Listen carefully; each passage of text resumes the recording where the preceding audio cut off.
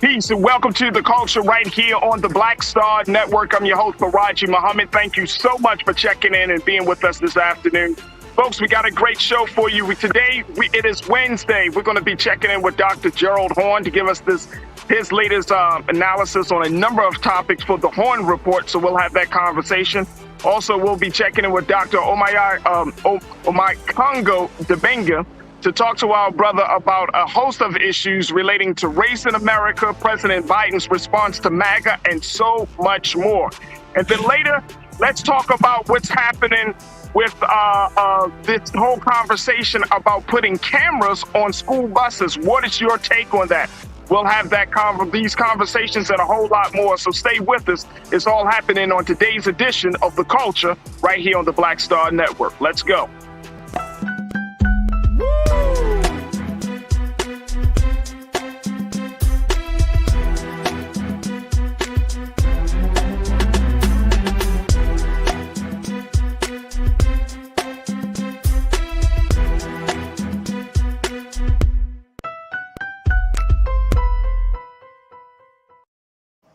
All right, folks, welcome to the show. I'm so happy that you're able to join us today here on The Culture, on the Black Star Network. Big shout out to my online culture crew. We're going to be checking in with you in a few moments, but let's get the conversation started as we do on Wednesdays, as we check in with the University of Houston professor of race and African American history and studies, Dr. Gerald Horne, for today's edition of the Horne Report. Let's go.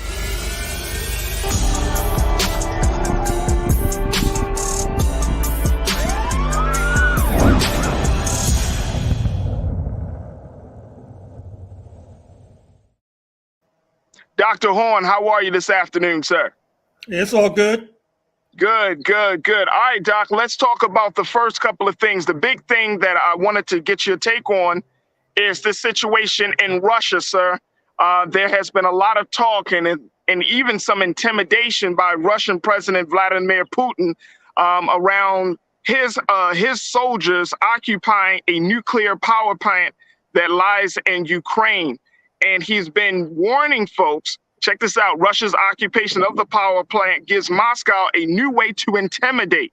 Now, he's been warning people, Dr. Horne, that, unless America stays out of this conflict, unless Ukraine does what he wants them to do, he may start to use this nuclear power, releasing some radiation into the atmosphere. What do we make of this threat, Doc? Well, it's very serious. I'm sure your audience may be familiar with the Hollywood film of a few decades ago starring Jane Fonda entitled The China Syndrome, which was about the meltdown of a nuclear power plant in Philadelphia. Such a meltdown can lead to countless numbers of deaths. And in fact, what's happening in Zaporizhia in Ukraine, where you have Russian troops occupying this nuclear plant, is even more dangerous and ominous because Ukrainians are actually shelling the plant, which then leads to the possibility of an accidental release of radiation, something I'm afraid to say that Ukraine is quite familiar with. You may recall what happened in the mid-1980s with the nuclear plant in Soviet Ukraine. Speaking of Chernobyl, there are still individuals who are suffering because of release of radiation there. Fortunately, the International Atomic Energy Association is in the process of arriving on the scene. Hopefully, they can work out some sort of modus vivendi between the Russian occupiers of the plant and the Ukrainians who are attacking the plant. However, right now, the situation is quite dangerous. Yeah. And people are very concerned, Dr. Horne, that this may escalate. What do you think the Biden administration, how are they going to respond to this threat now that he has his soldiers in place? He's talked about using nuclear weapons before, but he's saying to America, stay out of this. America's so far deep into it, it seems like it's an impossibility for us to stay out of it at this point. So how do you think the Biden administration should handle this? Well, obviously, the Biden administration should be talking to the International Atomic Energy Association headquartered in Vienna, Austria, which, as noted, is en route to Ukraine if it's not there already. Certainly, the gulf between Moscow and Washington is getting ever wider. You might have noticed the difference in how Moscow reacted to the death at the age of 91 of the last president of the Soviet Union, Mikhail Gorbachev, and how Washington and his allies responded. Many Russians were not very pleased with Mr. Gorbachev. They blame him for the dissolution of the Soviet Union, which led to a dramatic fall off in standards of living, not only in Russia, but throughout the former Soviet republics, including Ukraine. Whereas Mr. Gorbachev tried to revive his career running for president in 1996 of Russia and got 0.5% of the vote. Yet in Washington and in London, they're crying about the death of Mr. Gorbachev. And I think that how these two blocs, the Russian-centered bloc and the Washington-centered bloc, are reacting to the death of Gorbachev speaks volumes.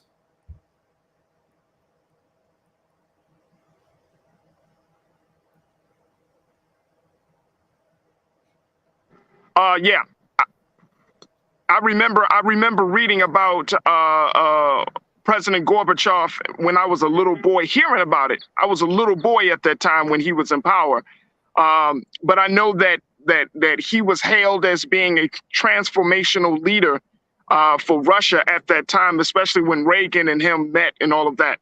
We're seeing a different level of politics today. Talk to us a little bit about the legacy of Mikhail Gorbachev and how he operated in bringing Russian or keeping Russia united versus what we're seeing from President Putin at this time. Well, I think on the positive side of the ledger, Mr. Gorbachev negotiated with U.S. President Ronald Wilson Reagan a number of important nuclear agreements. But I'm afraid to say that the opinion of Mr. Gorbachev in Southern Africa particularly is not very positive. Because recall that part of the Gorbachev foreign policy was to settle these so-called regional conflicts, including those in Angola, Namibia, and South Africa. From Moscow's side, from Mr. Gorbachev's side, that basically meant pulling the plug on assistance to guerrilla fighters and Nelson Mandela's African National Congress, for example, and also pulling the plug with regard to the Cuban troops who had come to Angola in the 1970s to beat back an invasion from apartheid forces from South Africa. And it's no accident that the apartheid authorities began to negotiate with Mr. Mandela a few weeks after the Berlin Wall fell in 1989, which signaled the incipient collapse of the entire socialist camp. And so that helps to explain why there hasn't been as much progress in South Africa in terms of redistributing the wealth, because the African National Congress was negotiating with one arm tied behind its back. And so I don't think you'll see many tears shed in Southern Africa about the death of Mr. Gorbachev. And likewise, you'll see plenty of tears shed in Washington as a result of his death. And I think, and I'm so happy that you spoke up about it, because, I don't know if a lot of folks really understood the complex relationship that Gorbachev had with Africa and with America. And I think it's important that we kind of see where things stand right now. People, and you mentioned it, that Putin is kind of operating from a dictatorship in terms of his country, how his country operates, and his resources, and how he's, building these relationships on a global scale. Whereas, I've seen with Gorbachev, when I look back at those years, he wanted to be a partner. Gorbachev wanted to seem to be a partner with America and the American interests. And so we're seeing a definite difference in how these two leaders are moving today. For my last question about Russia is, what do you think is the next step, Doc, for us to, what should we expect as we are looking at this nuclear warning coming through from Moscow? Well, let's be optimistic and hope that the International Atomic Energy Association can negotiate some sort of agreement between the opposing sides. With regard to the conflict in general, as I said a few days ago when I was on this program, it depends on what you read. I mean, if you look at the New York Times and Washington Post, you get the idea that the Ukrainian forces are on the march and that their ultimate victory over the Russians is a few days away. If you read the pro-Russian press, you get the opposite opinion. They say that this offensive in Kherson in Ukraine is already a bust, and that in any case, it was just encouraged by London and Washington for public relations purposes. So I have to say, I have to mention those two opposing viewpoints because the fog of war has descended on the battlefield, and it's unclear which side is prevailing. The fog of war is descending on the battlefield and unclear about which side is prevailing. Wow, that's very, very powerful. All right, let's talk about what's happening here at home. The other big story that people are talking about, Dr. Horn, of course, is the continuing drama around these classified documents that were withheld by former President Donald Trump. It seems like the further and further we're getting along, because I'm following this story, Doc, and I'm sure you're following it, it seems like this may be the nail that hits the coffin for the former president. I mean, he's been able to elude a lot of investigations and kind of get over. But you are an attorney, you studied law. What's the likelihood that he's going to be able to get around this situation? He's gotten his lawyers have essentially lied to the Department of Justice. They have hid more documents, high-level, highly classified, top-secret documents in spaces that they did not. Take a look, folks. May have hidden, moved classified papers, according to the Justice Department. And let's just say this, folks. For those of you who don't know, the Justice Department actually had warned President Trump through a number of letters, through their lawyers, through other correspondence, that they were going to search the property to retrieve these documents. So it gave the former president and his team ample time to move things around the Mar-a-Lago property. So Doc, is this the nail in the coffin? Is Teflon Don going to finally be brought to court or to be held to accountability for this? It's hard to say because, as you know, we've heard this story before about Mr. Trump being one step away from being in an orange jumpsuit carted off to prison, or one step away from having a straitjacket put on him and taken away to an insane asylum. However, it does not look good for Mr. Trump right now with regard to the Justice Department. In fact, the latest news is that his lawyers may become witnesses in the case, which means that Mr. Trump may have to hire new lawyers, which is going to be difficult because lawyers don't want to work with Mr. Trump because he oftentimes doesn't pay the bills. What's happening is that these lawyers signed documents to the Justice Department suggesting that these documents had all been turned over and those remaining were secure. And it turned out that that was false. You're not supposed to lie to the Justice Department. So either Mr. Trump lied to his lawyers or the lawyers lied to the Justice Department. And then, as we know, the Fulton County prosecutor in Georgia, the Black woman, Fani Willis, has a grand jury that has been impaneled that's looking into Mr. Trump's attempt to subvert the 2020 election. You have Alvin Bragg, who's also Black, the Manhattan District Attorney, who just nailed Mr. Trump's longtime accountant, Alan Weisselberg, and now has his sights set on Mr. Trump. And then, of course, Letitia James, the Black woman serving as Attorney General of the state of New York. She's investigating his taxes. However, Mr. Trump and his comrade, Senator Lindsey Graham of Georgia, have all but promised that there will be violence and bloodshed in the streets if Mr. Trump is indicted, let alone convicted. And I think that that's intimidating the Justice Department, although I'm not sure if it's intimidating these Black prosecutors nor the Black Attorney General in New York State. What do you, and speaking of that level of intimidation, you know, what's your take on where some of these far right extremists are putting out the actual names of agents and individual names of various people that are working on these investigations for the Department of Justice, so they can be intimidated, followed, scrutinized. Um, how does that work from a legal standpoint? Where, if you have these investigations that are happening, but you know that this person also has these followers that are willing to go this far, are you held accountable for their actions as well?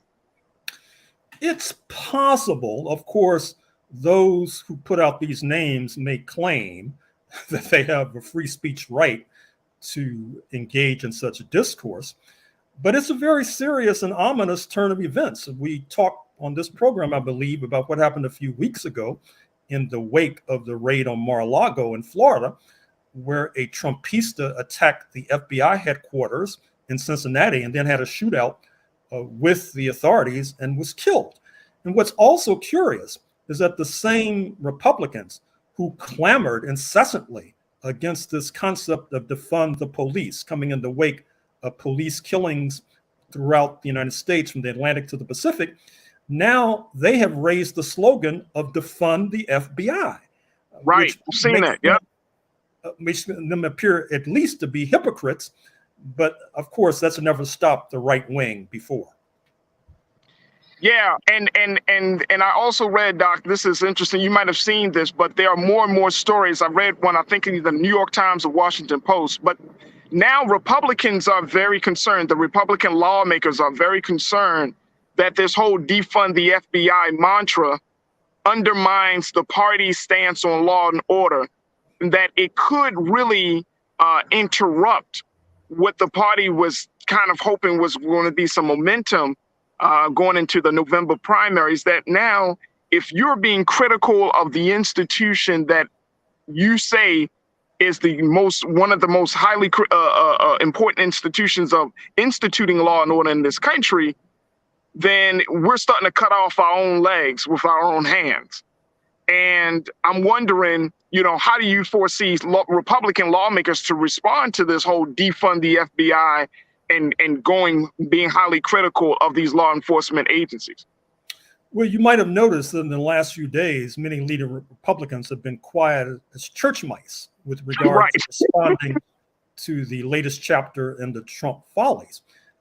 Mitch McConnell, the Senate minority leader in Washington, has already said that he is pessimistic about the Republicans reclaiming the Senate in November because of what he calls the quality of the candidates. Speaking of Herschel Walker, the former NFL running back in Georgia, and Blake Masters, the person who's attacked Black people explicitly, blaming us for crime and gun crime in particular. He's in Arizona. He's not necessarily doing very well also.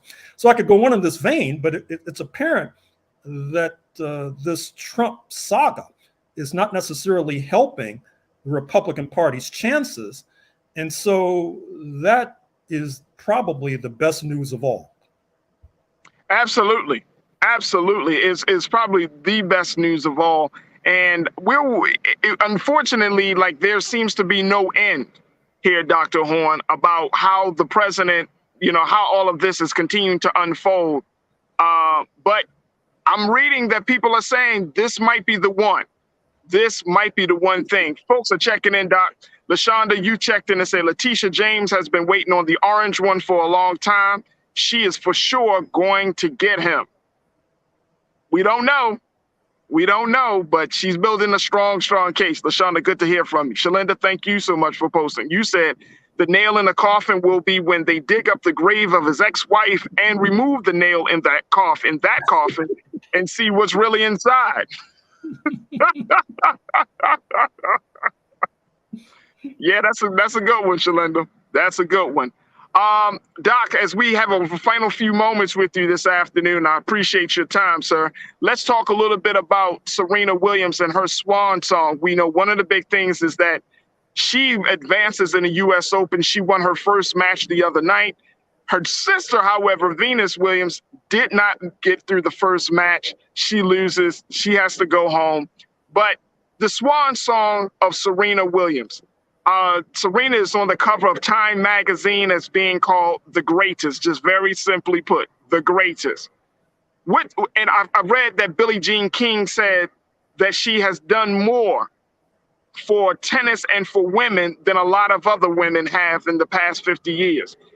I want to know, what's your take on all of this? Is Serena Williams, what can we say about our sister, Dr. Horn? What we can say is that we agree with Time magazine that she is the greatest. She's won 23 Grand Slams. Those are the leading tennis tournaments, including the Australian Open, the US Open, the French Open, and Wimbledon outside of London. She, of course, is on the verge of retiring because she's 41 years of age. She wants to build her family. She wants to get involved more in her investments. And she compared herself to Tom Brady, the Tampa Bay Buccaneers quarterback, who's 45 years old. But of course, Tom Brady has a wife at home who can keep the home fires burning. Serena says she does not have that advantage, and so she may have to retire. I thought it was quite striking that at her opening match at the US Open in Queens, New York, that Oprah Winfrey narrated a video about her accomplishments, that in the stands were Bill Clinton and Queen Latifah and other celebrities. So Serena is in a class by herself, and I can understand why her sister Venus does not want to give up the spotlight. So people have always and I've heard the little murmurings that Venus might be jealous of Serena, but Serena has never played into that rumor. Serena has always been saying that her and Venus, they have a strong sisterhood, a great relationship, and really it's Venus that has been keeping her sane, for lack of a better word, has been helping her through her ups and downs of her career.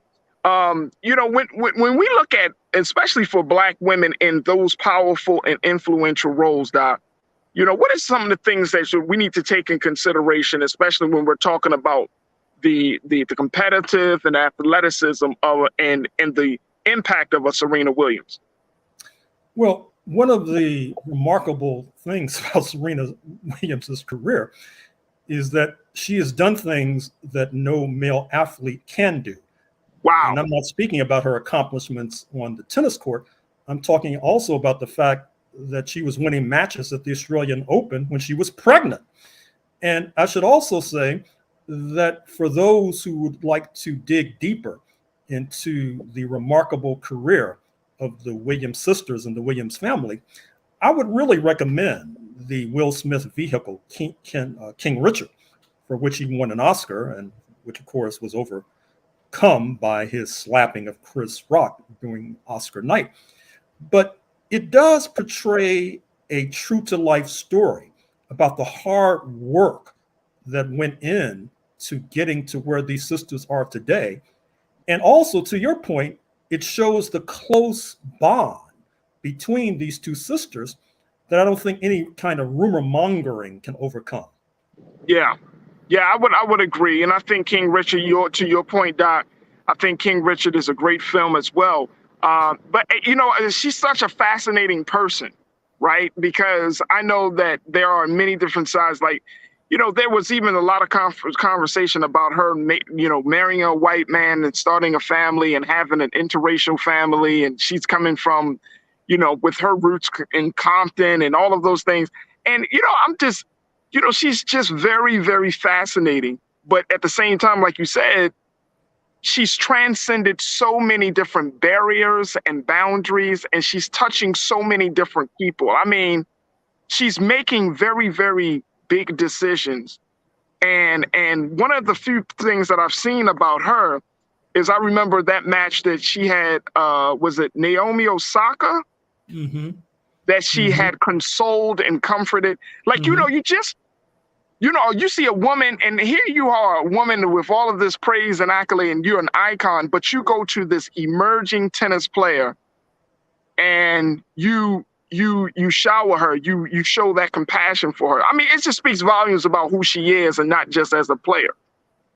Well, I think the ultimate compliment to Serena Williams is that those with whom she has competed fiercely, not only Naomi Osaka, but Coco Gauff, from Florida, who is the next Right. Serena Williams, in my opinion. They all speak very highly of her. And speaking highly of her, I should also mention some of her intellectual accomplishments. Because she was spending so much time in France, particularly at the French Open, she became fluent in French, which is not necessarily the norm for professional athletes nowadays. So we must take our hats off to Serena Williams and wish her only the best. Absolutely. Absolutely. Dr. Gerald Horn, it's always a pleasure. Again, we thank you for your patience with us today. We look forward to reconnecting with you, God willing, on Wednesday of next week. But thank you so much, dear Doc, for your analysis. Always appreciate you, brother. Thank you. Good luck. Thank you. Yes, sir. All right, folks, we got to take a quick pause. When we come back, let's have a conversation about another set of topics, from everything from President Biden's response to MAGA, to talking about race issues and so much more. We're going to be checking in with my brother, Dr. Omakongo Debenga, to give us his take and analysis. And certainly, I want to hear from you. So make sure, Online Culture crew, y'all check in and we'll get you your thoughts as well. So stay with us. More of the culture right here on the Black Star Network.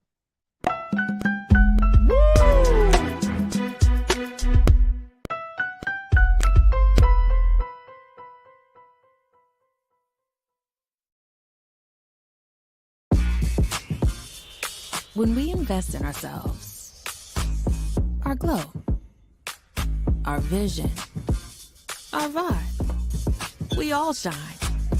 Together, we are Black beyond measure. Pull up a chair, take your seat. The Black Tape with me, Dr. Greg Carr, here on the Black Star Network. Every week, we'll take a deeper dive into the world we're living in. Join the conversation only on the Black Star Network.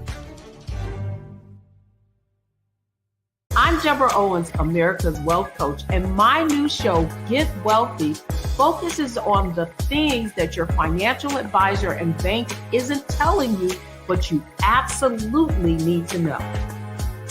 So watch Get Wealthy on the Black Star Network.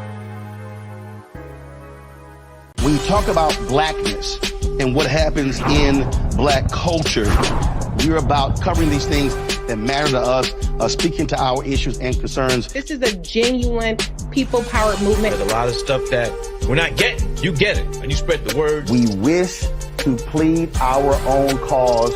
Too long have others spoken for us. We cannot tell our own story if we can't pay for it. This is about covering us. Invest in Black-owned media. Your dollars matter.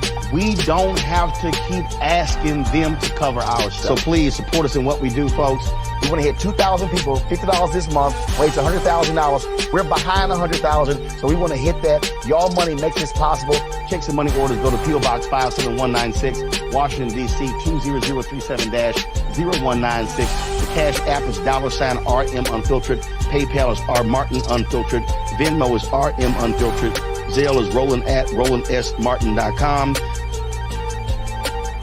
Hatred on the streets, a horrific scene, a white nationalist rally that descended into deadly violence. White people are losing their damn minds. As an angry pro-Trump mob storms the U.S. Capitol, we've seen shooting. We're about to see the rise of what I call white minority resistance. We have seen white folks in this country who simply cannot tolerate Black folks voting. I think what we're seeing is the inevitable result of violent denial. This is part of American history. Every time that people of color have made progress, whether real or symbolic, there has been what Carol Anderson at Emory University calls white rage as a backlash. This is the rise of the Proud Boys and the Boogaloo Boys. America, there's going to be more of this. There's all the Proud Boys, guys. This country is getting increasingly racist in its behaviors and its attitudes because of the fear of white people. The fear that they're taking our jobs, they're taking our resources, they're taking our women. This is white fear.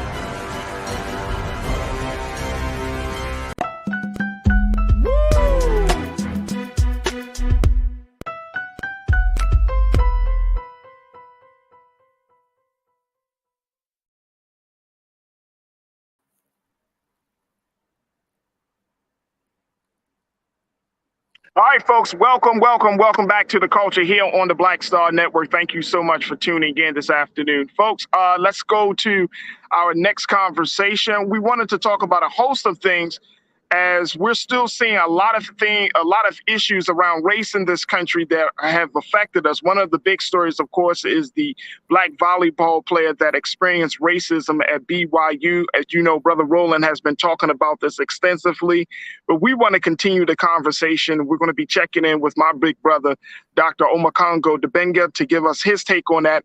Also, let's talk a little bit about what's going on with the president and his response to MAGA and what he warns for the Republican Party. And then, Doc, I know you got a book coming out talking about lies about black people, brother. My big brother here is back with us once again. Dr. Omakongo, thank you so much, dear brother, for your time this afternoon. How you feeling?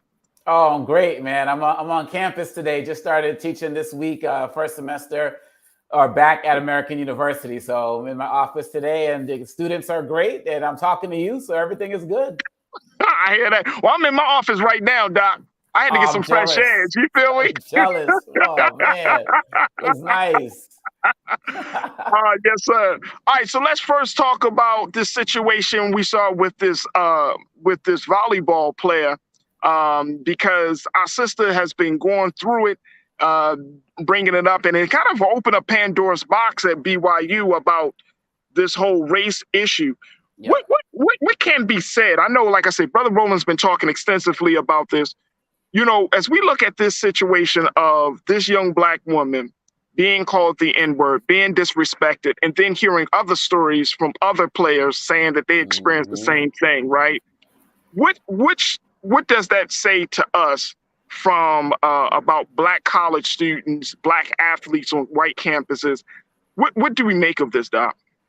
Well, first of all, when you think about Rachel Richardson and what happened to her, it was tragic. When we spoke with her father on Monday evening on the Monday night panel of Roland Martin, where you can always catch a brother. I'm just saying. Oh, absolutely. Go ahead, plug it, bro. Plug it. We all one family here. Myself, Dr. Julian Malvo, Monday night panel. Right.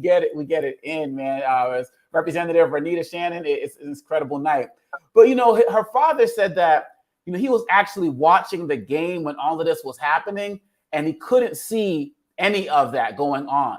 He just saw his daughter out there with all of her poise and all of her grace, getting out there and completely crushing it in what she was doing. And he applauded her for that, and we applaud her for that. What black students need to realize, a few weeks ago, we lost a great athlete and activist and human being, Bill Russell. And people need to realize that this is not the 50s and it is not the 60s. Back then, there are things that many black players had to endure in the work that they did, and they fought it with their own version of activism. Some still got on the court and played. We understand that. But nowadays, black students need to understand that this whole country has your back. So first of all, let's be clear. BYU failed those students on every level, in every way, shape, or form. Facts. Having said that, I also feel like the Duke students let Rachel down as well as the other players, because they should have been the one led by the Duke coach who should have said, we're not going to stay in this game. We're not going to play here. We are going to take a stand against ignorance and racism and intolerance, and we are going to walk off this court if something doesn't happen. Because one of the other things that Rachel told her dad, and he told us, was that one person who got banned was not the only one. So the fact of the matter is, you had multiple people in that audience. You had parents who were there who heard this go on. You had other staff who were there who heard this going on. And from what I recall, they only brought in that security guard after someone told Rachel to watch her back. And so as black students, we need to understand, and I'm sure on Duke, they're dealing with different types of racism in some way, shape, or form. Now is the time to stand up. All of this after the fact stuff, the head coach of BYU volleyball wouldn't even meet with her. The apology that the AD gave to BYU students and the warning that he gave was ridiculous. He didn't even mention racism in it, and that was ridiculous. So I applaud the fact that Rachel did what she did. But going forward, I want Rachel and all of these other folks to know that we got your back. Back in the 60s, you're not going to see a LeBron James type athlete with social media tweeting out support like that and calling, and Kyrie Irving, all of these guys calling. We got your back. Members of government got your back. Get out there and fight. If you don't fight this stuff head on, That's how we get to these racist representatives who are part of Congress now. Challenge them as students, get them out of our spaces now, and you don't have to deal with them later. Send them back under the rocks that they came from. Hey, Doc, here's and I appreciate you mentioning this because it kind of opens up another part of this discussion around Black students on playing for for predominantly white schools, right? And yesterday we had a conversation about what David Banner said in regards to HBCU should be the only option for Black students, right? And, you know, I don't totally agree with that. But one of the things that he, you know, came up in the course of that part of the conversation was that, you know, you don't get to Black students, Black athletes wouldn't experience a level of racism at an HBCU that they were at a PWI. And my only thinking, and I wanted to get your take on this, is that do we run from it or do we continue to push through it? Because we wouldn't be where we are today unless our parents, grandparents, great-grandparents, our ancestors just said, nah, ain't no more all white spaces.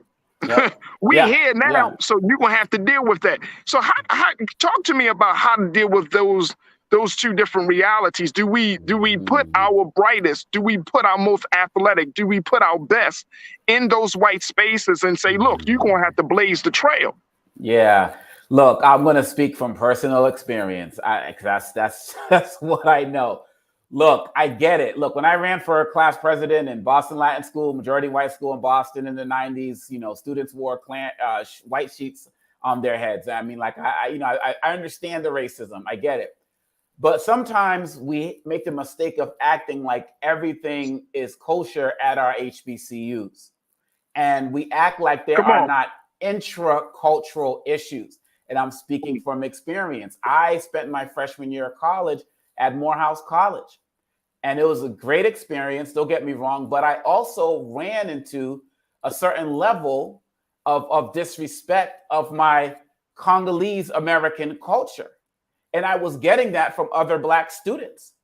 And when I went to the administration and was talking to them about the need for more things relating to studying current cultural things going on the continent and stuff, I was pointed to the library to read books by Cheikh Anta Diop that were written 40, 30 years ago.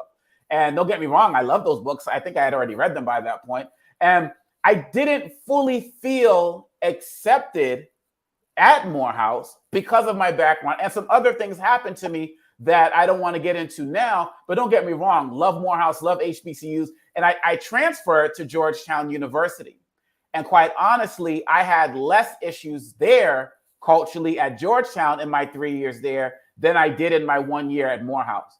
That's not to diss Morehouse. I love Morehouse. It's not to diss HBCUs. I got 3 children. My oldest daughter is a junior right now.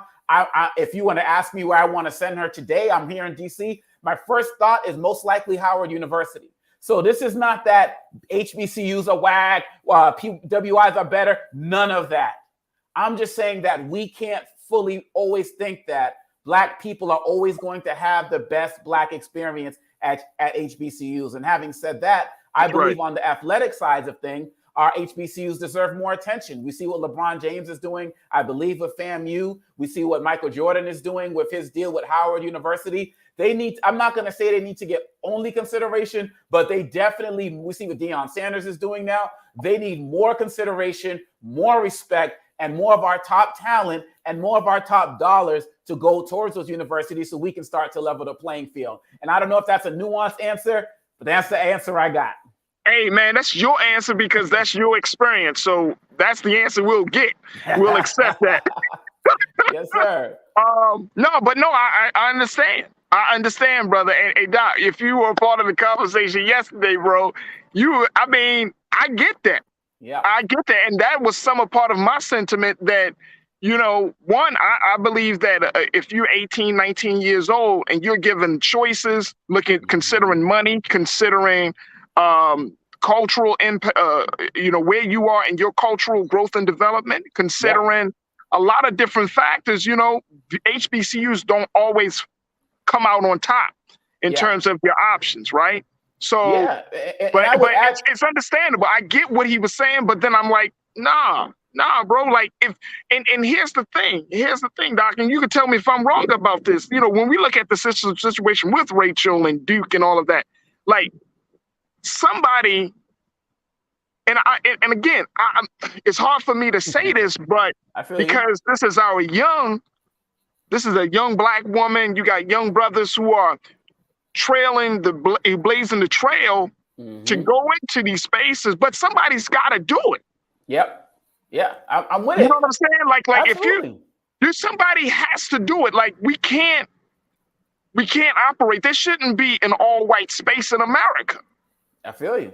Yeah, we have to do it, and we come from a history of trailblazers. Period. But I'm sitting here from American University. I went to Georgetown University. I studied at Harvard, Princeton. All of those places wouldn't have been possible if MIT, all of these places, if other people didn't blaze the trail. And so I don't think in 2022 Black people have all of a sudden earned the right to not be trailblazers. There are still, like you said, trails to blaze, and we got to fight for better representation. We got to, I don't know what the BYU volleyball team looks like. My daughter, 9th grade, just entered, just joined the volleyball team at her school. Maybe she'll end up at BYU one day and do volleyball there and fight it and be in activism, or maybe we'll keep fighting hard enough so by the time she gets there, it's not a problem. All I'm saying is that wherever we're going to go, we're going to experience trials and tribulations. And I also am mindful of the fact that if you don't deal with the ignorance and racism in those spaces, it's just a matter of time before they come for you in the spaces that you're in. Look at all the things we're dealing with at Howard University as relates to the bomb threats. Just last week, another one, students leaving campus. So it's not like if you go to Howard or FAMU or any, you're going to be just all by yourself in some type of bubble. They're coming for you wherever you are. So you got to fight them there. And we got to be in our Black spaces where we can organize and work together to become stronger in those larger fights we have to have. It's not either or, it's both and. That's facts. That's facts. All right, let me take a couple of comments from our online culture crew really quickly before we take our next pause. My man, Brother King Lee, good to hear from you, sir. Checking in all the way from Germany as always. Nice. King, you said if I was a Duke volleyball player, I would have walked off the court. That's if you had the hey King, that's if you had the testicular fortitude, sir. And I said it, man. I think that, Rachel and others, I understand her, I respect her comment and why she decided not to. But I felt like she should have walked off the court and, and I feel like the other players would have followed suit. Again, this isn't a critique of her at all. She was poised. She was an upstander. She did her best in that situation. All love and respect and support. But going forward, these other teams and stuff, if it happens again, walk off that court. And if the players who don't, look, I believe that silence is compliance. There is no middle ground. If she walked off the court and her other teammates stayed there, there is just as much as part of the problem as those guys who are heckling her. That's where we have to be nowadays. That's facts. Lana checked in. Lana, good to hear from you, sis. Always love to hear what you got to say. You said the coach should have walked off. The fact that they let her deal with that. Duke is BYU too. Trash. Crash. Thank you, Lana. Always appreciate you. You don't like my music. You checked in. You said we all know Rachel's name, but we don't know the names of the races. Dox these mother effers. Hey. Folks gotta know. These guys are going to their jobs the next day and all of these other spaces. Why should they have the right to keep their jobs and be students? And like I said, she said to her dad, there was more than one. So what's happening with the rest of them? That's a great question. That's a great question. When we hear these stories, unfortunately, we hear the front part. We don't hear the back end. We don't hear the part about consequences, repercussions. We don't hear the part about, the shame that those who perpetuated the violence or the violation has put on. We don't hear about those stories. And I think we definitely need to hear more about that situation. So I'm with you right there, sir. With you right there. All right, we got to take a quick pause. When we come back, speaking of racism, President Biden has a few choice words for what he called the MAGA extreme.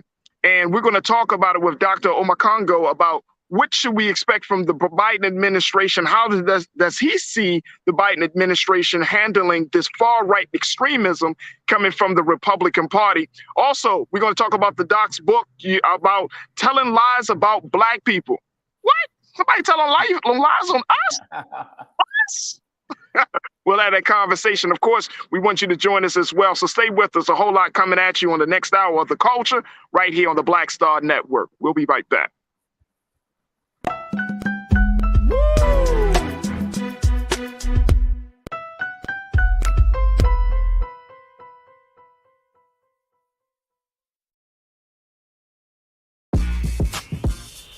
When we invest in ourselves, our glow, our vision, our vibe, we all shine.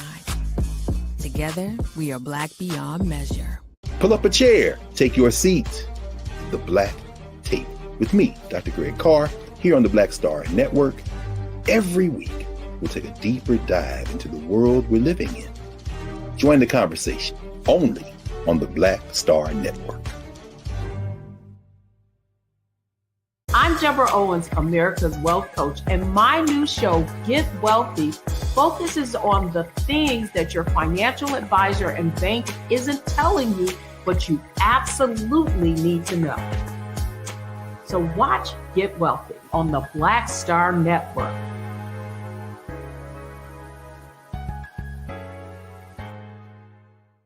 Hi, I'm Dr. Jackie Hood Martin, and I have a question for you. Ever feel as if your life is teetering and the weight and pressure of the world is consistently on your shoulders? Well, let me tell you, living a balanced life isn't easy. Join me each Tuesday on Black Star Network for A Balanced Life with Dr. Jackie. We'll laugh together, cry together, pull ourselves together, and cheer each other on. So join me for new shows each Tuesday on Black Star Network, A Balanced Life with Dr. Jackie.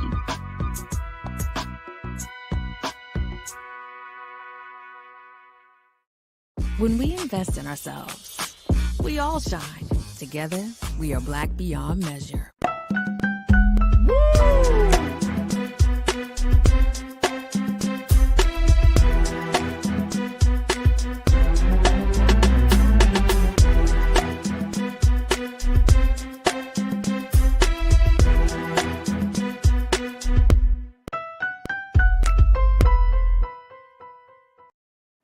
All right, folks, welcome back to the second hour of The Culture right here on the Black Star Network. I'm your host, Farajii Muhammad. Big shout out to all my new online watchers. Big welcome. Thank you so much for tuning in. If you missed the first hour, you missed a very, very powerful first hour. So we talked to Dr. Gerald Horne for the Horne Report, his segment where he talked about international and domestic affairs. As we discussed Russia, we talked a little bit about those classified documents that President Trump is still trying to find. And so much more. Also, we've been checking in with Dr. Omakongo Dibinga to give us some insights about the latest developments in that racism case where our sister Rachel, the black volleyball player at BYU, and how she experienced racism and other teammates issues there. Now, speaking of racism, Doc, this, of course, is just a microcosm of a macrocosm that is occurring in this country where racism seems to be more and more blatant. And white people, unfortunately, have felt like they've been empowered and given the space and the permission to do whatever. And this is what we're seeing, even, of course, on the national level, looking at how the president had to come out and speak. As the president spoke in Rockville, Maryland, he spoke about how the Republican Party needs to shun MAGA. Check this out. Let me just share with you, Ariel, if we can post that quote on the screen from the president. Here's what the president had to say to the Republican parties about this whole situation around MAGA. And let me know, Ariel, when you have that quote.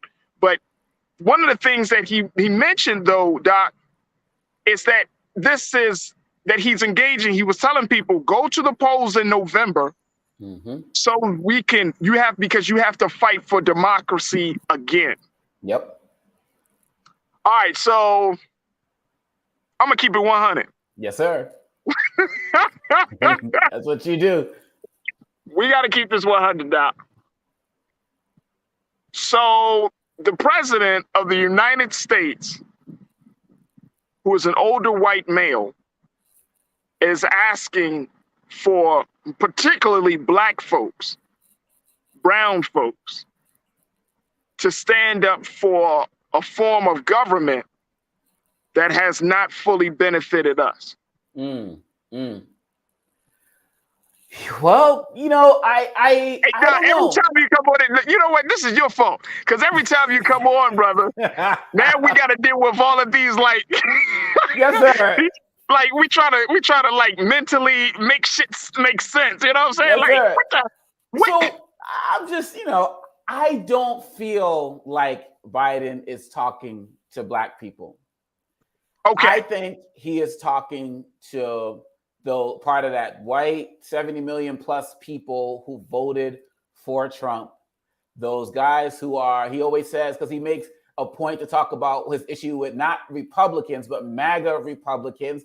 He distinguishes. And even in Rockville and in his speech before that, you know, he's talking about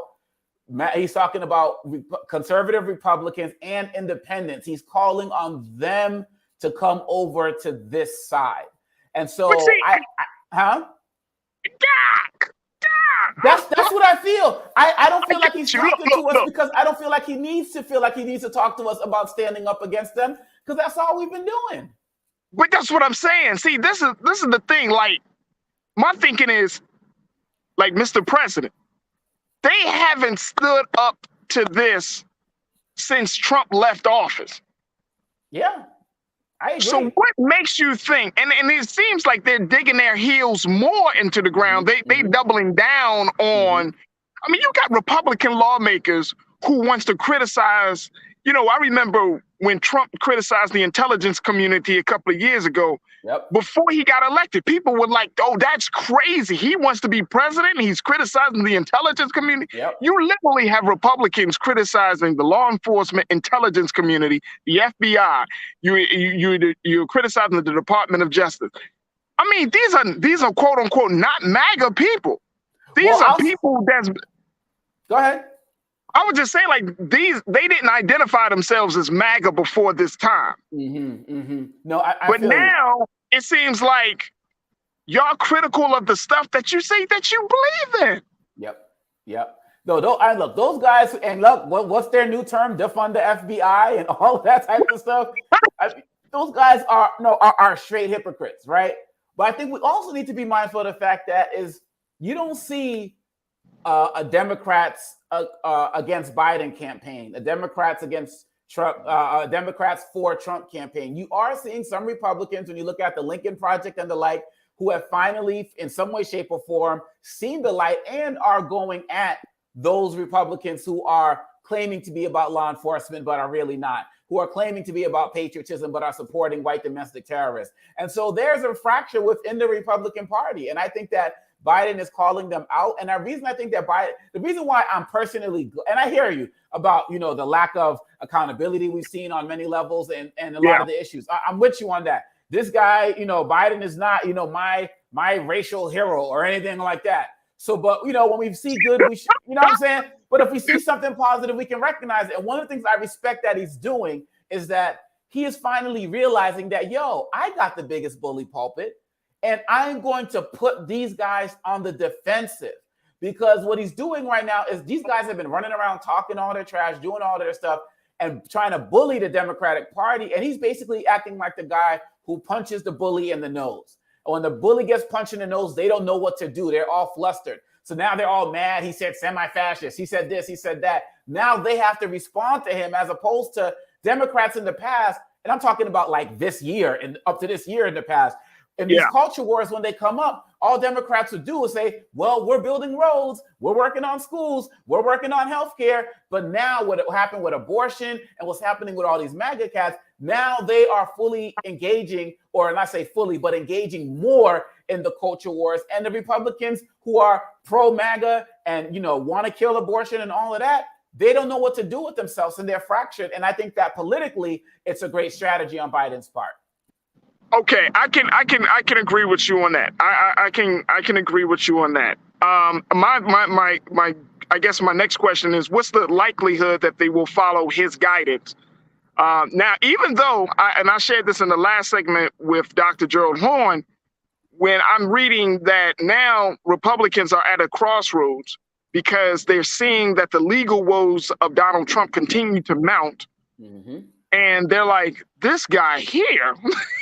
You know what I'm saying? Like, bro, we've been riding with you through some storms, but now, you in with these documents and all of this other stuff. They believe that this will be a real liability for any type of significant win in the November midterm. So, you know, if you are in the leadership of the Republican Party, how should you move? Because now you've embraced Trumpism, you've embraced Trump, you've allowed some of your top advocates of the party to be in that space. But now that you're seeing all of this shit show happening, now you got to ask yourself, like, okay, how do we distance ourselves without isolating or alienating anybody else, or possibly putting our lives back in jeopardy because his supporters are going to be angry. Yeah. Oh, absolutely. What you're seeing is a lot of Republicans now, they're kind of taking the Ron DeSantis approach, where, you know, Ron DeSantis in Florida is basically taking on all of Trump's policies without the legal issues. And so you never hear him, even though he talked a little bit about the FBI search and how that was all of this and all of that. Outside of that, he doesn't mention Trump. He doesn't speak about him. He doesn't, tweet out about him or anything like that. And many other Republicans are starting to do that. You also see the guy in Arizona who's trying to unseat Mark Kelly. You know, he's been very anti-abortion, but what he's been doing now is he's been trying to scrape all of his anti-abortion policies that off of his website because people are calling him out on it. And he's seeing how Republicans are losing in all of these other special elections.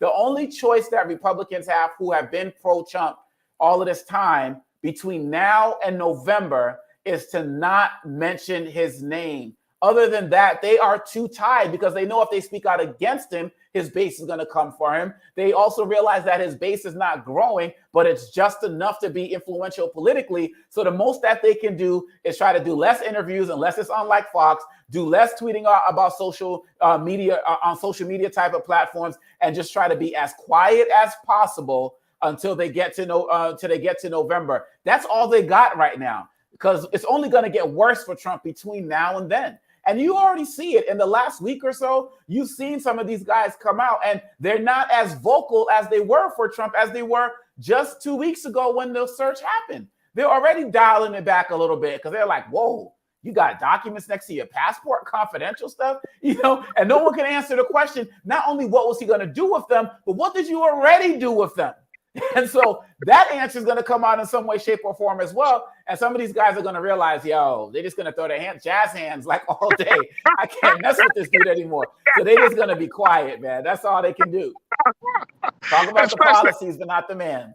Hey, look, Doc, especially consider the fact that now, there was that piece in the investigation when they said that they found those documents laying on the floors and all open out, looking like somebody had gone through them before the agents came. They mixed in with menus from the restaurant. Right, like they probably like, whoa, hold up. Now, I just came across the wire. Trump said that FBI agents put them out there. They framed him by throwing the document. Man, what the hell are you talking about, bro? So to your point, I think that is true.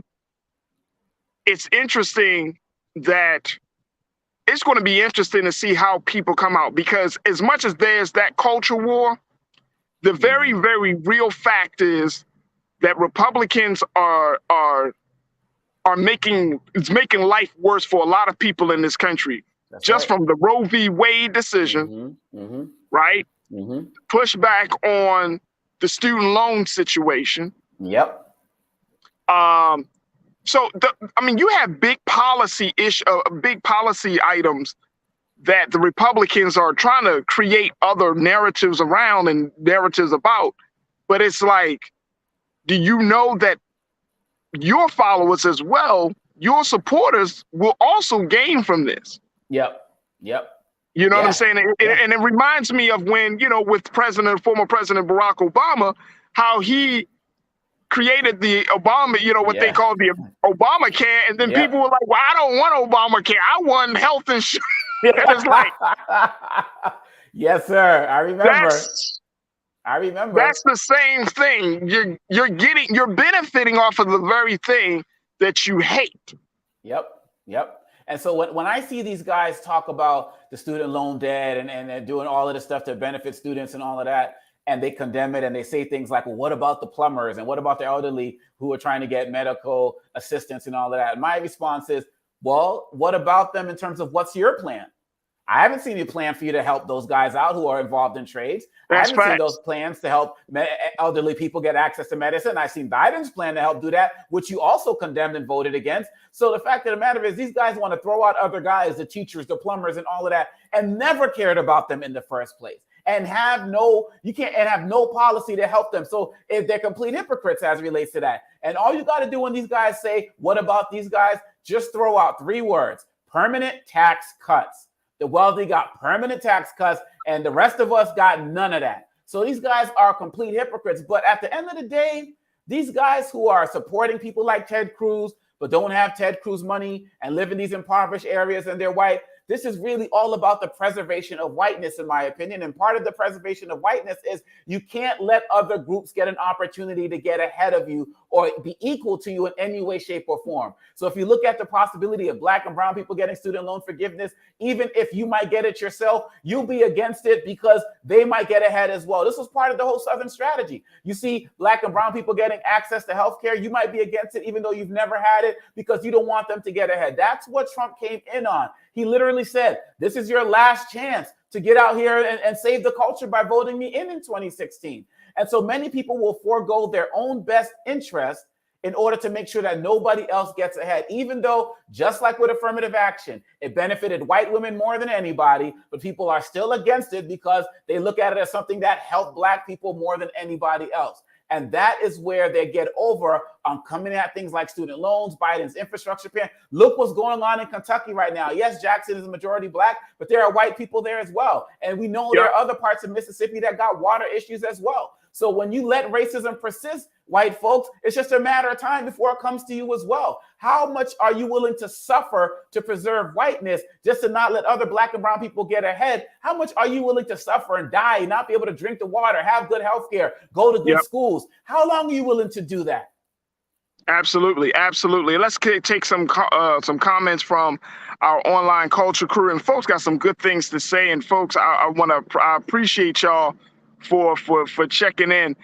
First and foremost, let's go to Truth is Power. You brought the question. You said the question that I keep asking people is, if we're not going to vote for Joe Biden, then who is the other choices you have? Because I'm surely not voting for any Republican.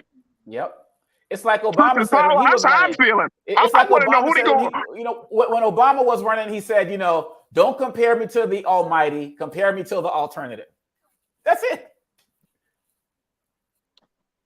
He's a smart guy. That's a great way of saying it. That's a great way of saying it. But now that we're looking at it, because we've been talking about 2024, and we know that because of how time is flying now, that's just around the corner. Yeah. But I really am concerned in asking the question, well, who should folks kind of get prepared to see and hear from? Do you got any thoughts on that? Like if it's, and even though the president is saying, yes, he's going to run again, yes, and a lot of people saying, please don't, don't. We don't want to see a rematch. Yeah. And we don't think that you are up for the job. You 80-something years, you'll be 82. Sir, don't. Who do you see on the horizon, Doc?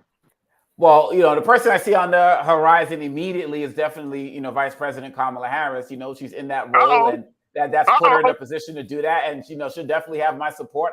Hey, real quick, you brought her up. I'm gonna bring her up because somebody brought it up. Conscious Thought said, "Has anyone noticed that relative silence regarding Vice President Kamala Harris?" That's her job. The vice president can't get in front of the president. They can't do that. They can be the attack person and get out there and do that, but they can't contradict him. But look, I'm gonna be very honest. We talk about, this is the culture, right? It's in our culture to respect our elders, right? And I don't see any Republicans talking about Trump, who's like 2 years younger than Biden, saying that he's too old. I never see Republicans talk about passing the torch. And as Joe Madison always says, it's not about passing the torch, it's about lighting the torch. And I believe that if President Biden is up to the job and has no issues, I have no problem with President Biden running again. He's had a great last few weeks in terms of his successes. He's been able to do some of the things he talked about in terms of bipartisan support on some levels. If we get more senators in and make people like Manchin and Sinema irrelevant, we're going to get that Voting Rights Act passed and all of the other type of stuff. And look, if for some reason he does not continue, Vice President Harris is right there ready to take over. So, I mean, this whole thing about pass the torch, especially when you're doing well, it just doesn't make any sense to me. So I personally think we need to get out of the ageist idea of this guy being too old to run. And at the end of the day, I think he should go for it again. I have no problems with it. All right. So if we have no problem with it, I've been hearing the California governor, Gavin Newsom, is a possibility. He's been making some big changes here in the state of California. Yeah. And where people feel like he's progressive enough, he has the experience, he's still young, relatively young, that he can handle it. What's your take of the California governor, Doc? Oh, absolutely. There are a lot of folks out there who, Beto O'Rourke, regardless of what happens to him in this next election, Gavin Newsom, absolutely. There is a very strong list of Democratic candidates who I feel will do a much better job than any Republican who comes into office. And, based on the policies they've implemented in the states that they're in, at the local level, at the state level, and for many of those who are part of the federal government, if Pete Buttigieg decided to run, and look, in this process, if these guys want to get out there and challenge Biden in some way, shape, or form, that's part of the process. That's their right. I think that right now the Democrats are a lot more unified than the Republicans, and I think we should continue to ride that wave. And I think that a lot of these guys are young enough to be able to keep doing their thing and come in strong in 2028. But like I said, Elizabeth Warren, I like Elizabeth Warren. I mean, there are a lot of other people out there who would be very strong. But right now, I feel like Biden got the most votes in any election in presidential history. And the only thing to critique him on since he's been in office as relates to going forward is his age. And I don't think that that's fair. And I think that, it hasn't been done before, but give him an opportunity to do it. Well, let me just say this, that people have been talking about President Trump, but there was CNN had just put out a story earlier today saying that former President Trump may be delaying announcing his 2024. Did you see that story, Doc? I saw it. And so he was planning to launch this upcoming weekend, or announce this weekend that he was going to run for office again. Yep. But given the fact of where he is with everything from the DOJ investigations to these statewide investigations, he's planning to delay his announcement. I'm be honest with you. I don't think he's going to announce. I think he's going to try to be behind the scenes and play kingmaker. I know that there's some potential friction between him. I've been reading about potential friction between him and DeSantis. So, I'm expecting to see like a Ron DeSantis really taking the mantle. There's been indication from both the Republican Party, Republican media and platforms that they're going to put their resources behind Ron DeSantis. So I think that's going to be their guy. So it's going to be very, very interesting to say the least about how the situation is going. Look, we're going to take a quick pause. When we come back, we'll continue the conversation with Dr. Omakongo. Stay with us. It's The Culture right here on the Black Star Network.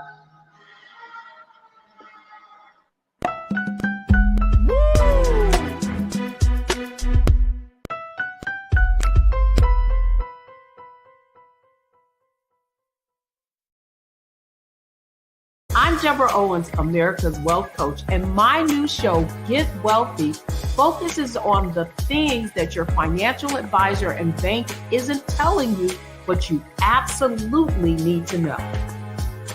So watch Get Wealthy on the Black Star Network.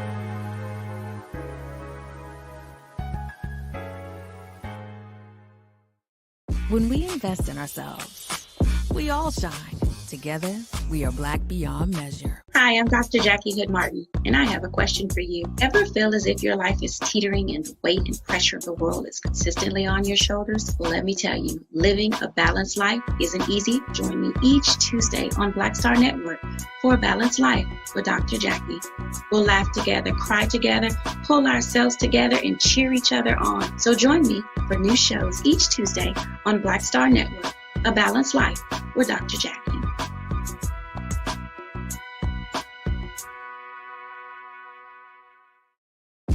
When we invest in ourselves, we're investing in what's next for all of us.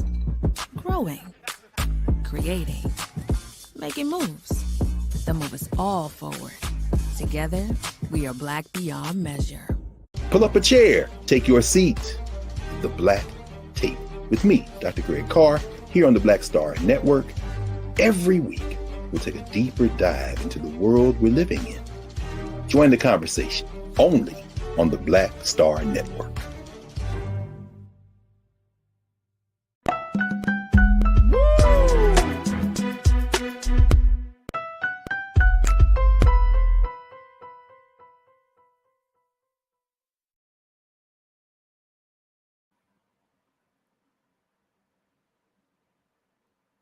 All right, folks, welcome back to The Culture here on the Black Star Network. Yes.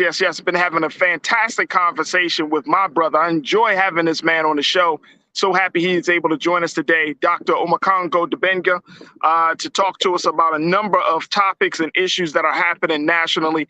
And of course, I appreciate each and every one of you for checking in as part of our online culture crew to share your thoughts about these issues as well. All right, Doc, one of the final things that we wanted to discuss is your book. Yes. You always trying to be excellent, Doc, and this is the problem I have with you. Hey, I'm just trying to be part of the culture. That's part of the culture is excellence, right? Lies about Black people. There it is, folks. Let's talk about this. This is a powerful piece that you're putting out about that. First and foremost, give a summary of what this book is about. What does it entail? And then most importantly, what inspired you to write it? Well, first of all, I want to thank you because this is the first time anywhere exclusive that anyone has actually seen the cover. So thank you for putting that out to the world to see. I appreciate you. Oh man, it just feels great to see. Wait a minute, hold on. We got King Keenan, Ariel. We got to put that cover right back out there because that's the new right here, folks. That's right. Never seen anywhere else. I appreciate it. Look at that. That got to be a woman. Is that a woman? I'm not gonna say. That may not be a woman. Now look at it. Now you got me feeling all crazy. And as you see at the bottom, it has the foreword by Dr. Michael Eric Dyson as well, which I'm very excited about. And this book, we're calling it Lies About Black People and combating racist stereotypes, because at the end of the day, we have to understand that so much of what we are taught about Black people, and I'm also talking about Black people, but just across America in general, has been based on a lie. And if we really want to talk about being anti-racist and pro-equity, we really have to combat the lies. And when I was doing this book, I was asking people different questions about things they learned growing up about Black people. People told me different things, and I got this from people of all backgrounds. I was told that Black people can't swim. I was told that Black people are dirty. I was told that Black people are all criminals, that Black people are not academically as smart as white people. And these type of lies, we think that they're little things that we're told growing up, but we don't understand that as a society, we've based entire policy on them. These lies that Black people are not good with money, or these lies that Black people are dirty, led to policies that meant that Black people couldn't live in certain neighborhoods across the country. This idea that Black people are not academically smart led us to not being able to go to universities. This idea that Black people are not going to be as loyal to this country as soldiers led to us not being able to get the same type of benefits coming out of World War II when the GI Bill came out. Every policy that has existed in this country against Black people has been based on a lie. And so what I'm doing in this book is I'm exposing those lies, what they have looked like historically, how they manifest themselves today, and then I'm providing solutions on what readers can do of all backgrounds to challenge those lies in the spaces and places that they occupy. So first and foremost, congratulations on putting this work out there, because I think it's important to get to the root of the culture that we all embrace, because so many of these lies have actually contributed to how we see ourselves, right? That's right. And we kind of embraced these lies to the point that we start to believe them. Absolutely. And I want to kind of get your take.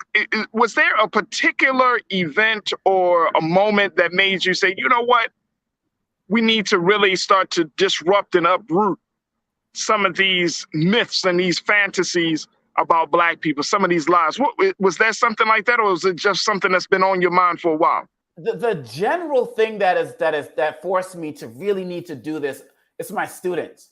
You know, I talk to students all across the country, you know, and of course I do work in corporations and other environments as a speaker, and diversity, equity, and inclusion expert as well. I do that, but when I see the young people, whether I'm going to talk to kids from kindergarten to 12th grade or students I teach on the college level every year, and I look at the amount of knowledge that they don't have, not only about history in general, but particularly Black history, I get concerned about what's going to happen when we're all gone.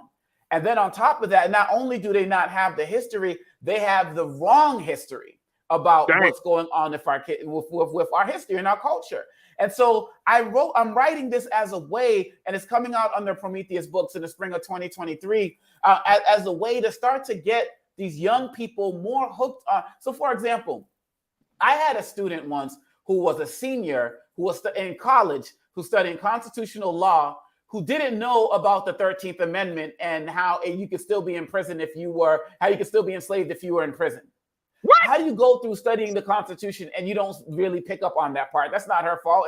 It's the teachers who were in front of her, right? Or where we see stories about Black inventions. I tell my kids now that I'm at the point where I've learned so much about Black inventions that now when I see things, I think first that it was invented by a Black person. But growing up, we would think that Black person was the last person to invent these things. So, and when we do those things, we completely don't understand how integral Black people have been to this culture. And like Malcolm X said, if you think of people never did anything, you're going to think they can never do anything. And so I want to expose those lies so that future generations can know of all backgrounds, especially Black people, that we have built this country. And even the low self-esteem that many of us have has been a result of the television, the media, the stuff that has been put in our heads to make us feel inferior, which has also been part of the lie. And this book is about combating those stereotypes. Hey, Doc, let me tell you, brother, how important this situation really is. Let me just say, because it feels like in no other part of our history are we more exposed now to lies about our contributions to this country, to lies about who we are. I mean, because you are absolutely right. Of course, we all, and I'm saying we in terms of if you're old enough, you know, you maybe not in the past 20 years, maybe in the past 25, 30 years. 30 years ago, man, you know, I grew up in the 80s. Yep. Me too. Man, nothing good about Black people. Yep. Yep. You know what I'm saying? The Cosby Show. Right, the Cosby Show. Right. You know what I'm saying? And I mean, look, you know, that still has more weight than what we're experiencing now.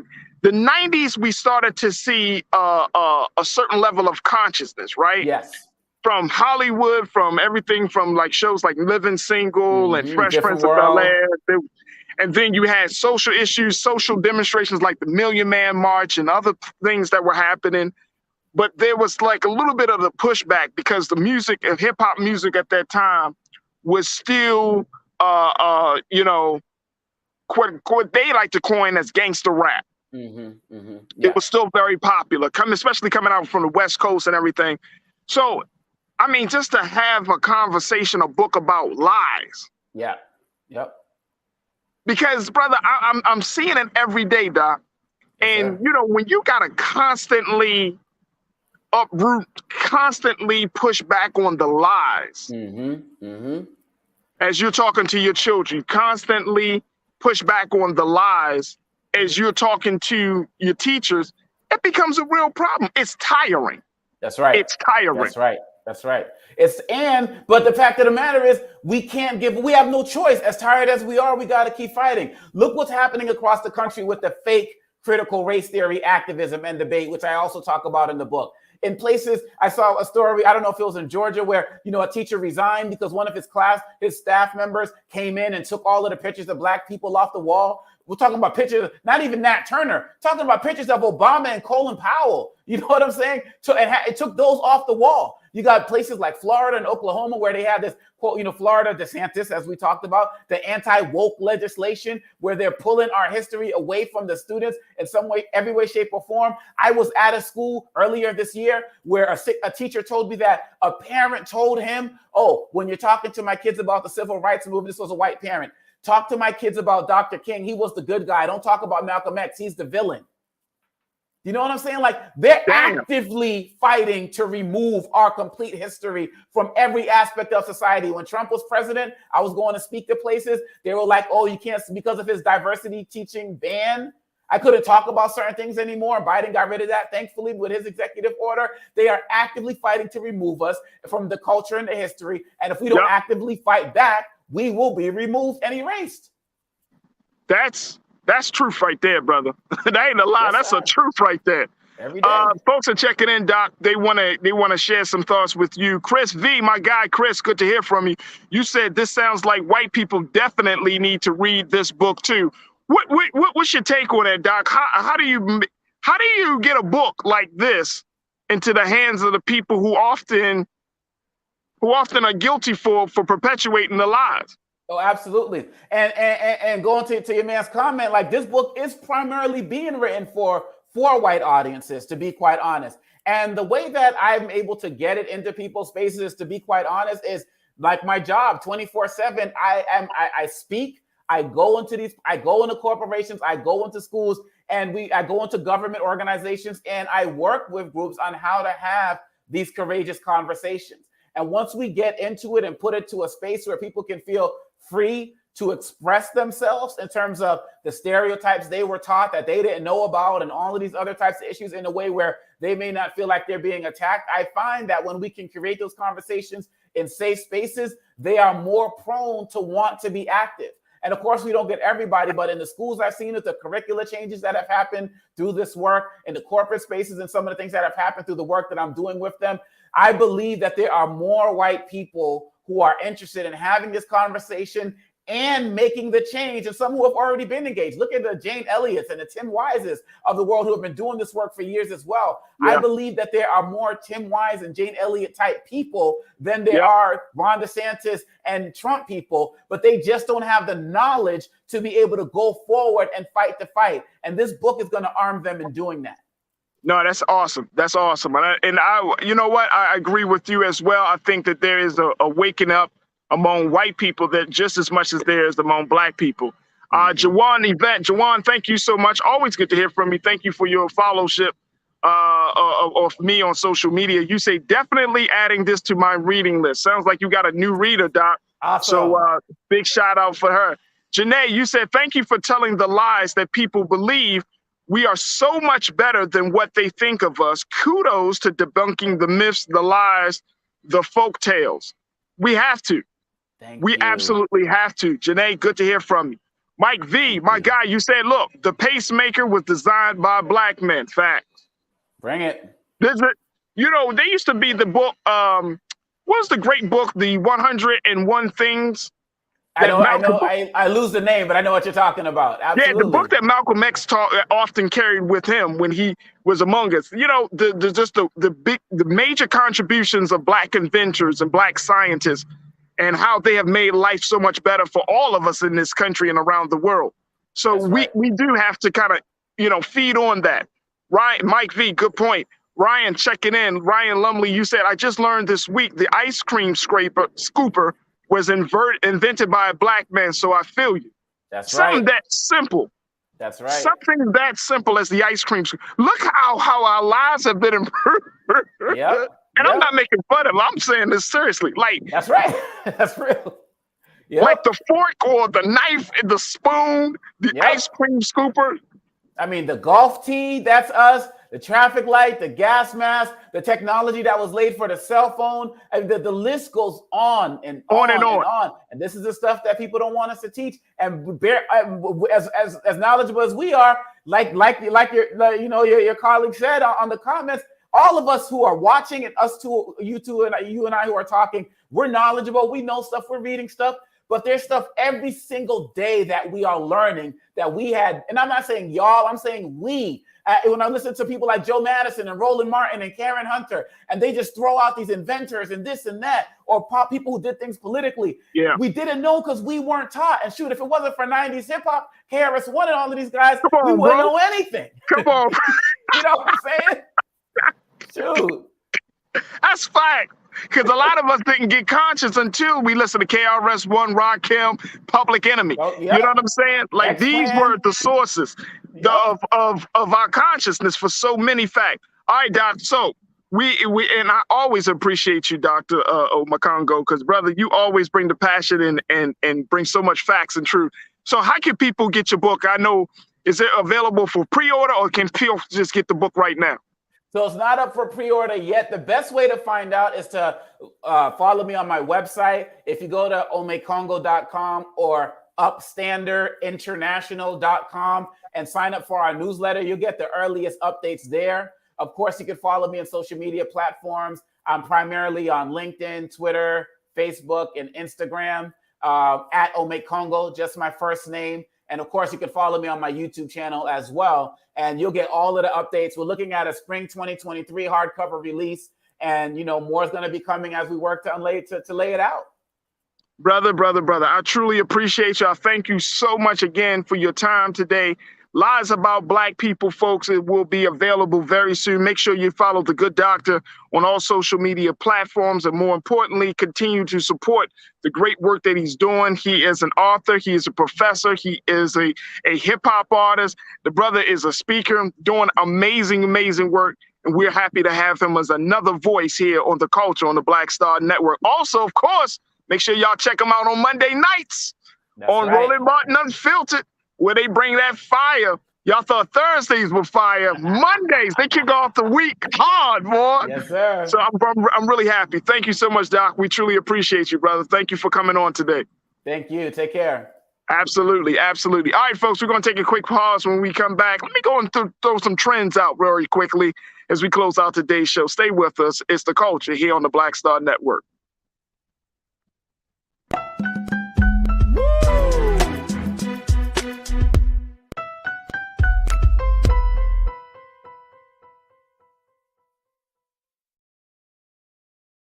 I'm Deborah Owens, America's Wealth Coach, and my new show, Get Wealthy, focuses on the things that your financial advisor and bank isn't telling you, but you absolutely need to know.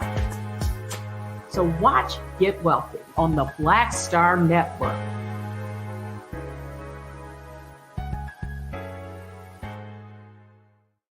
When we invest in ourselves, we all shine.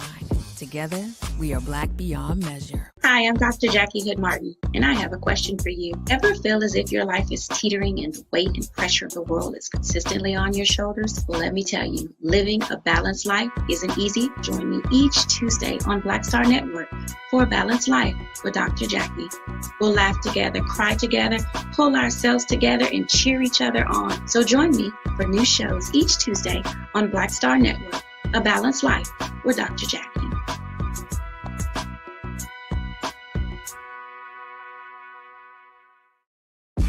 When we invest in ourselves, we're investing in what's next for all of us. Growing, creating, making moves that move us all forward.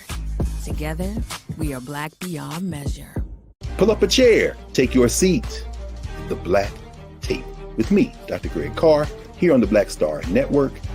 Every week, we'll take a deeper dive into the world we're living in. Join the conversation only on the Black Star Network.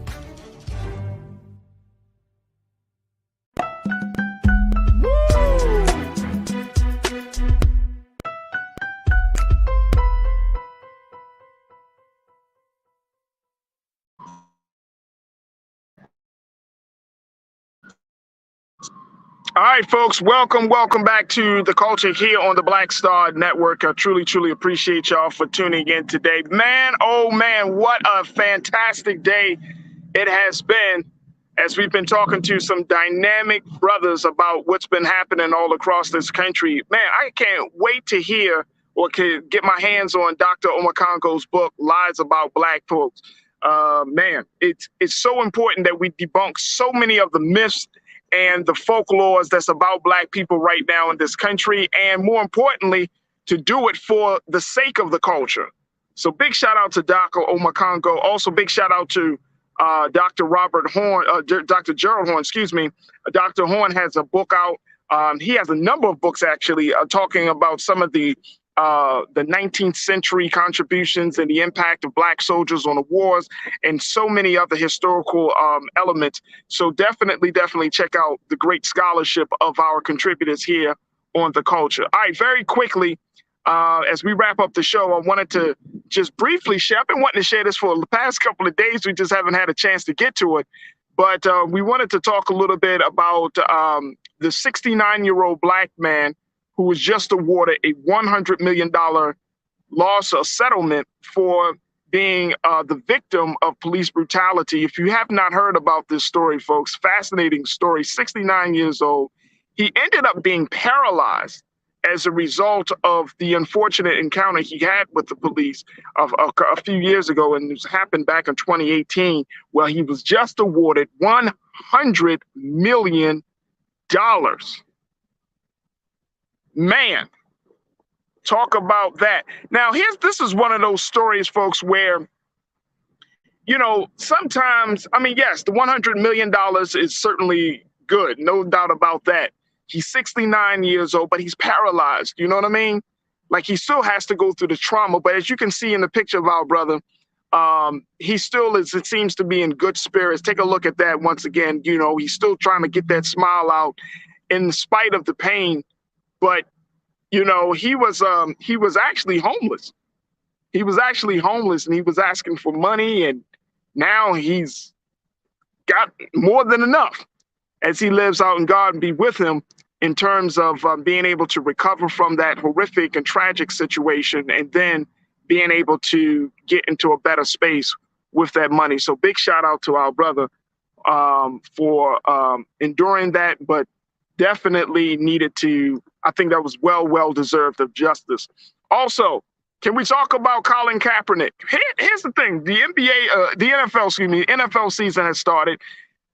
I don't know about y'all. I haven't heard about any team that has shown interest in Colin Kaepernick. And correct me if I'm wrong about this. I know that there were some talks about him possibly working or doing a workout for the Seattle Seahawks, but I mean, he had a strong campaign and there was some conversations happening, but I haven't heard anything. And then there are a number of teams in the NFL that are looking for, or who really do need quarterbacks. Cleveland Browns. You got Cleveland Browns. You got the 49ers, San Francisco 49ers. There are a number of teams that could use the experience and the talents of Colin Kaepernick, but I haven't heard anything. And I'm wondering, like, damn, I mean, I thought, you know, I know it's been 5 years since he's been out of the league, but I thought that this campaign that he was running prior to the start of the off season or start of the training camp, and then, you know, leading up through the preseason, that we would see more of him, that we would hear about him, but I haven't heard anything. Well, that's okay, because he's going to have his hands pretty busy as he welcomes his first child with his partner, Nisa. They welcomed their first child. Take a look at that. Look at them.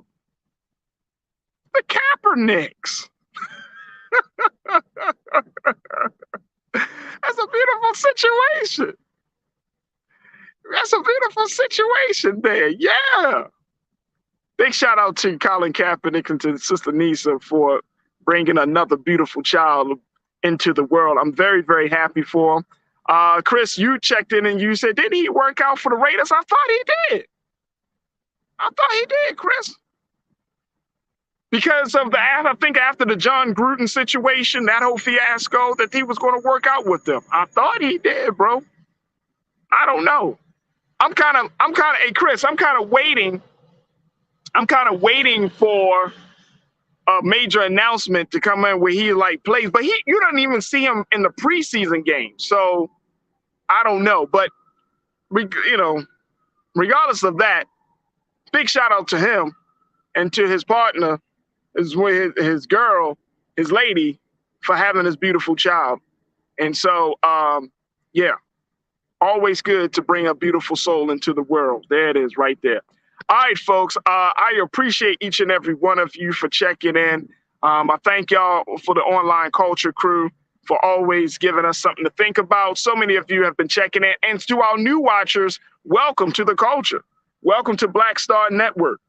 And, you know, the funny thing happened while we were out here today in the park. I met a woman who really said that she was just tuning in. You know, I'm out here in the public, you know, so everybody can hear us.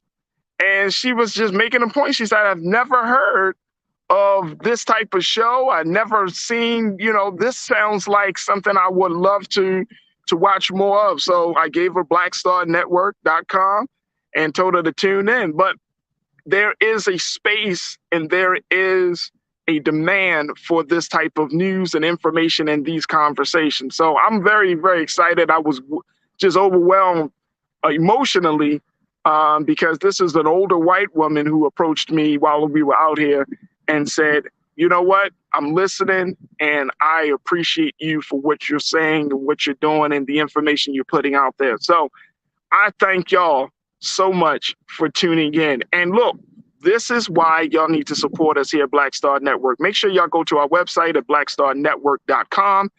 Do your due diligence. Share the content, but financially give. Help us to continue to strengthen the great work and making Black Star Network and the culture a fantastic platform with Black media for us to state our case and tell our story. So you can support us through those different platforms, those financial platforms, but to check us out at blackstarnetwork.com. Also, check us out, like you can go on YouTube and become a member of our fan club, with Brother Roland's fan club. So definitely do that as well. All right, I thank y'all so much. Tomorrow we'll be hearing the voices of my guy, Hassan Giordano, Mr. Politics, to bring us the latest on some of the other big political news from around the country and so much more. I got some special guests that's going to be stopping through over the week, this week and next week, to talk about everything from how do we deal with the student loan situation and financial planning to some other issues. So we're going to have some more voices. I'm very, very excited. Plus, I'm working on getting some new culture crew members as well. So we're going to have a lot of new voices that are going to come on because the team is expanding. Folks are excited about the work that we're doing and they want to be a part of it. And so we're going to do all that we can to show our support for you. All right, stay tuned. At 6 o'clock Eastern Standard Time is Roland Martin Unfiltered. It is Wednesday night. So make sure y'all stay tuned for that. But as always, never be afraid to challenge what's wrong. Stand for what's right while being yourself in the process. God willing, we'll talk tomorrow for another exciting edition of The Culture right here on the Black Star Network. Talk to you then, family. Peace.